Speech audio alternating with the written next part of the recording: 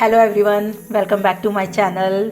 आपके घर में भी जब केले पक जाते हैं बहुत ज़्यादा तो आप उन्हें फेंक देते होंगे ना। आज के बाद फेंकेंगे नहीं, उनसे हम बहुत ही बढ़िया चोको मफ़िन बनाएंगे, जिसकी रेसिपी आज मैं आपके साथ शेयर करने वाली हूँ। और ये जो मफ़िन्स हैं बहुत ही डिलीशियस बनेंगी, सॉफ्ट बनेंगी और जिन्हें बनाना बहुत ही आसान होगा। तो चलो जल्दी से बनाते हैं इस रेसिपी को। उसके लिए 1 कप रूम टेम्परेचर पर दूध ले लेना है और उसमें 2 चम्मच भर के विनेगर डाल के साइड में रख देना है। अब एक बर्तन लेना है, उसमें हम छन्नी लगा के 2 कप मैदा डाल देंगे, कोको पाउडर डाल देंगे और बेकिंग पाउडर डालेंगे, बेकिंग सोडा डालेंगे और साथ में चुटकी भर नमक डाल के अच्छे से इसे छान लेंगे, ताकि कोई भी जो लम्स है वो हमारे इस इंग्रेडिएंट्स में ना रहें। अच्छे से छानने के बाद इसे हम चम्मच से एक बार अच्छे से सब अपने उसको इंग्रेडिएंट्स को फिर से मिला देंगे, ताकि सब एक साथ मिल जाए। और अब हम इसे साइड में रखेंगे। फिर से हम एक और बाउल लेंगे दूसरा, और अब हम उसमें 3 मैंने यहाँ पे पके हुए केले लिए हैं। ये ओवर राइप बनाना है, जो बहुत ज़्यादा पक जाते हैं वो बनाना है। नॉर्मल जो पके हुए होते हैं ना वो मत लीजिएगा, उनसे इतना अच्छा टेस्ट नहीं आएगा।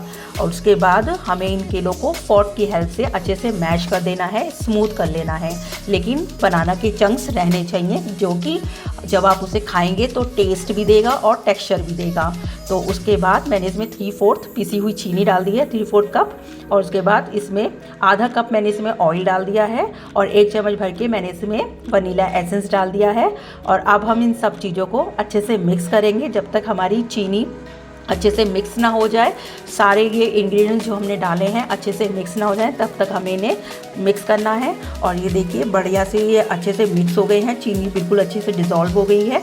तो बस इस स्टेज पर हमें क्या करना है, जो हमने ड्राई इंग्रेडिएंट्स अपने रखे थे उन्हें ले लेना है और धीरे धीरे करके इसके अंदर मिलाना है। तो थोड़ा थोड़ा करके हम मिलाएंगे, एकदम से सारे नहीं डालेंगे, थोड़ा थोड़ा करके हम अपना डालेंगे इसमें मैदा। तो ये देखिए हल्के हल्के हाथों से मैं इसे मिक्स कर रही हूँ। और जब मिक्स हो जाएगा तब हम सेकंड बैच डालेंगे इसमें उसी का इंग्रेडिएंट्स का। ये मैंने सारा यहाँ पर अब डाल दिया है और साथ में जो दूध हमने तैयार किया था वो थोड़ा थोड़ा करके हम इसमें मिला देंगे। तो अगर आप इस मेज़रमेंट के साथ ये रेसिपी बनाते हैं तो आपका परफेक्टली 1 कप दूध आपका लग जाएगा। मेज़रमेंट के लिए आप कोई भी अपना घर का एक बर्तन सेट कर सकते हैं और उससे ले सकते हैं। बाकी जितने भी इंग्रेडिएंट्स इसमें लगे हैं उन सब का डिस्क्रिप्शन में मैं आपको डिटेल दे दूँगी कि कितना इंग्रेडिएंट्स आपको कितना डालना है। सारी जो है वो डिस्क्रिप्शन बॉक्स में मैं डाल दूँगी, आप चेक कर लीजिएगा। तो धीरे धीरे करके यहाँ पे हमें दूध को डालना है और मिक्स करना है, बहुत ही हल्के हाथों से मिक्स करना है, ओवर मिक्स नहीं करना है। अभी भी बैटर देखिए गाढ़ा है, तो जितना भी बचा हुआ दूध है वो भी मैं अब इसमें डाल दूंगी। तो पूरा परफेक्टली 1 कप जो है दूध आपका इसमें लग जाएगा। तो ये डालने के बाद इसमें हम थोड़े से जो है नट्स भी ऐड करेंगे। तो नट्स जो है मैंने यहाँ पे जो यूज़ किए हैं वो मैंने काजू, बादाम और अखरोट लिए हैं, जिनको मैंने मैदा से अच्छे से कोट कर लिया है और उसके बाद मैंने इसमें से मिक्स कर लिया है। कुछ नट्स मैंने बचा के रख लिए हैं डेकोरेशन के लिए। तो अब इनको भी अच्छे से मिक्स कर लेंगे और उसके बाद इसको अपना हम बेक करते हैं। तो यहाँ पे देखिए मेरे पास मफ़िन्स मोल्ड है, मैंने इनका यूज़ किया है। तो मफ़िन मोल्ड को मैं आधा आधा जो है भर दूँगी, पूरा नहीं भरना है, नहीं तो बैटर जब बनेगा ये फ्लफ़ी होगा तो बाहर आ जाएगा। तो हमें हाफ़ ही भरना होगा। तो आधा भरने के बाद अच्छे से इसको फिर डैप कर देंगे, जितनी भी एयर होगी वो सब बाहर निकालनी है हमें। उसके बाद जितने मैंने जो नट्स बचाए थे उनसे इनको अच्छे से ऊपर से डेकोरेट कर देंगे। ये ऑप्शनल है टोटली, पर लुक वाइज बहुत अच्छा लगता है तो ज़रूर करिएगा। तो उसके बाद OTG में मैंने बनाने वाली हूँ, 180 डिग्री पे बनाऊँगी 20 मिनट्स के लिए। और हमारी जो बढ़िया सी मफ़िन देखिए बन के तैयार हो गई है, बिल्कुल फूली फूली सी हमारी मफ़िन है, बहुत ही सॉफ्ट है, बहुत ही डिलीशियस है खाने में। तो एक बार देखिए मैं आपको डीमोल्ड करके भी दिखाती हूँ। ईजिली डीमोल्ड हो जाएगा क्योंकि ये सिलिकॉन का मोल्ड है इसलिए। तो ये देखिए बढ़िया से कितनी फ्लफ़ी सी बनी है, बहुत ही अच्छा टेक्सचर आया है। तो आप भी इस रेसिपी को ज़रूर ट्राई करिएगा एक बार अपने घर में और कमेंट करके ज़रूर बताइएगा मुझे कि जब आपने ये रेसिपी बनाई तो कैसी बनकर आई। तो इसके बाद अब इसको ठंडा कैसे करना है वो भी मैं आपको बता देती हूँ।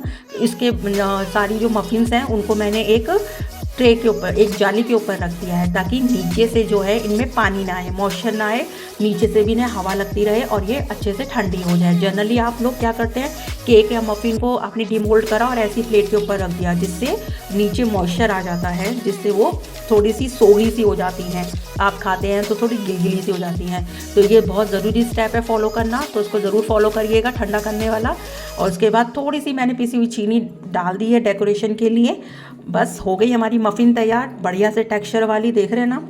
तो बस इंजॉय करो इसे, स्नैक्स में खाओ, ब्रेकफास्ट में खाओ, जब मर्जी है तब खाओ। लेकिन खाने से पहले तो बनाना भी पड़ेगा, और बनाने से पहले वीडियो को लाइक और शेयर ज़रूर कर देना, और चैनल को सब्सक्राइब भी ज़रूर कर लेना। अरे हाँ, जाते जाते एक चीज़ और सुनते जाओ, इसको स्टोर कैसे करना है। एक बॉक्स ले लेना है, एयर टाइट बॉक्स होना चाहिए, और उसमें अच्छे से अपनी मफ़िन को डाल के आप स्टोर कर सकते हो। फ्रिज के बाहर भी स्टोर कर सकते हो, हफ्ते भर तक आपकी मफ़िन बिल्कुल ख़राब नहीं होने की है। फ्रिज के अंदर भी स्टोर कर सकते हो, बिल्कुल भी मॉइस्चर नहीं आएगा, बस नैपकिन लगा देना ताकि मॉइस्चर ना आए। लो जी, स्टोर भी हो गई, सब कुछ हो गया। तो अब तो जल्दी से वीडियो को लाइक और शेयर कर दो। Till then, bye bye.